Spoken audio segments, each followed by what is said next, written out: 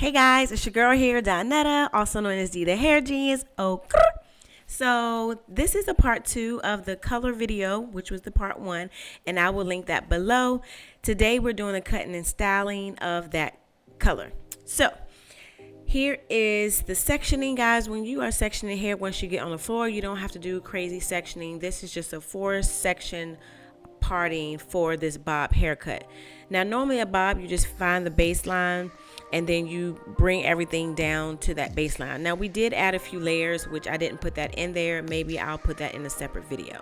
So right now I'm just showing how you're sectioning off that hair, and you want to make sure the hair is evenly saturated.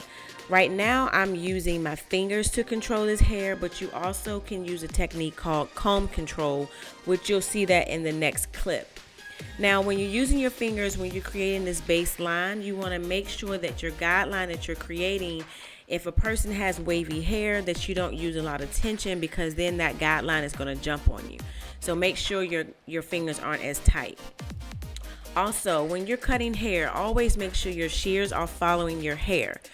And I say that too because if your hands are tilted like this, like they are now, then your haircut is going to be at an angle.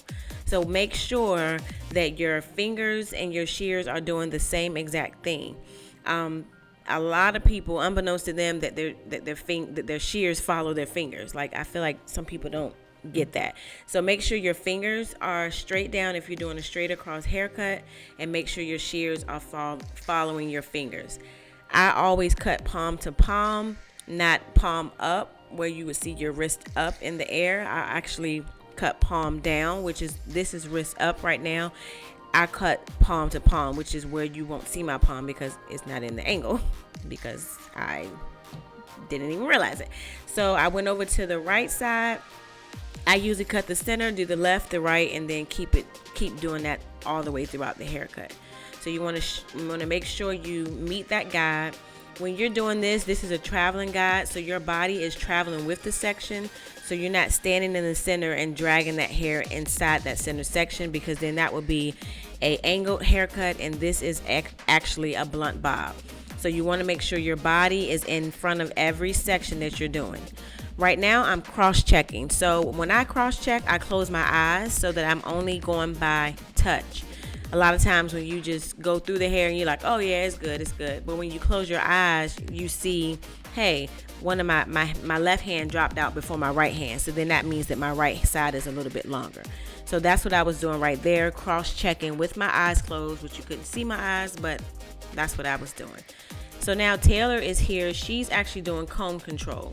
So to do comb control, you're not supposed to have your thumb in your shears. Your shears are supposed to be completely closed because you don't want to mistake and cut the hair. So you're using your comb in place of your fingers, and then you're going to take your shears and cut right across that line. That's how you do comb control. Now, comb control is really good for people that have really curly hair and you want to alleviate any tension. So now we're going into the style. So right now her hair's already been 70 to 80% dry, and now I'm going upward underneath that hair to make sure that base of that hair is nice and dry before I actually start to round brush. Now this is a true round brush blow dry. So this person is a person that if this is a technique you would use if a person don't want to flat iron their hair at the end. So they just want to round brush, blow dry, really nice and smooth. And then if this is what you want to do, you want to always use your cool shot at the end, because cool always seals the cuticle where heat opens it. So at the end, you'll see me using the back of my blow dryer to kind of blow out some of that cool air from the back of the blow dryer instead of using your cool shot. So right here is Taylor's mom, and she's doing the blow dry as well. Now guys, I'm just going to let you know, these girls are really rock stars. They just got out of cosmetology school not too long ago, and they're learning. As you can see, she's like, what in the heck? They were even saying like it looks so much easier when it's done by someone else. So round brushing is not for the faint at heart, guys. This is something that you really have to practice. If you are a cosmetology student or even a stylist that's not round brushing, this is something that you want to really, really practice. It has a lot to do with your wrist and your finger motion. And then also just becoming one with the hair and taking that motion and really smoothing it through. So a lot of times I tell people when they're first round brushing, you want to make sure you use smaller sections so you have less hair to try to control, and then also try to use a bigger brush, because then you don't have to worry about rotating your wrist as much. You can try to get the hang of it before you have to deal with all that. So she started getting a lot better with it and more confident with it. But it's definitely something that you have to practice, guys. Like, it's no joke. And then with the back of the dryer, when you're using your back of your dryer instead of your cool shot, you want to make sure that your hair is always moving. You don't want to just rest it on the hair, because it will suck it up into the blow dryer. So make sure your back, if you're using the technique that I just used to get that cool air to really help seal that blow dry section, you want to make sure that you're always moving that brush like she's doing now. Like, she's getting the hang of it. She got the hang of it backwards. The back of the dryer better than the front of the dryer. But it's cool. This was her first round of it, which was really good in this first session. So this is really good. And all of these classes and these techniques are in my academy at abetteryouhairacademy.com. So you can definitely go on the website today and sign up for a session if you need help with any of these things, whether you're a stylist for 15, 20 years or not, or in school. So right now the color is very beautiful. Right now I'm doing a fan cutting technique, which is a way that you can open up haircuts without using thinning shears. I don't particularly like thinning shears as much as I like to just go in and freehand myself.